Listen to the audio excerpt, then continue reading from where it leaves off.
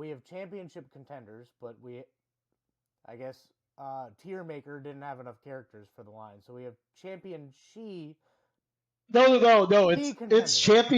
champion she P contenders. Yeah.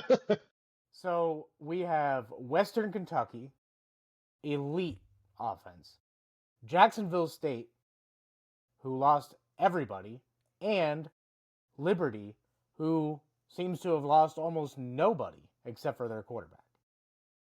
So, Justin, what can you tell us about the Tier 1 team?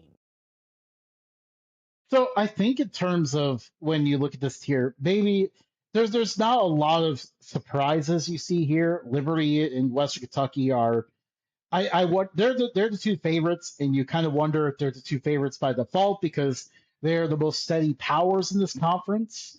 But well, I will say I think it is valid. I think they both have a really good talent base around them, and we'll get to them in a moment.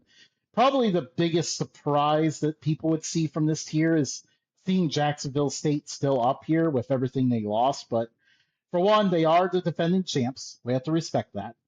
And two, I still think they could be really competitive in this conference with Charles Kelly, their head coach. It's very clear they liked what the culture was of the program.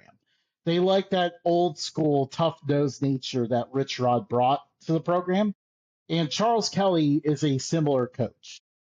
So, at least culture wise, we're going to see this team be very similar. A team that's definitely going to work all four quarters and going to outwork the opposition. Now it's just all about what is the offense going to look like, because they pretty much ran at your face over and over again at a high tempo and would basically wear you down by the end of the game. That was their strategy last year. This year, they bring in Clint Trickett, who is more of an air raid guy. So are they going to be moving to more of a pass happy offense? I think that would be pretty cool to watch, just stark differences. 37% returning production on offense. That's 120 or 114th in the country. Uh, Dead last in returning production on defense. So we don't know exactly what we're going to get from Jacksonville State.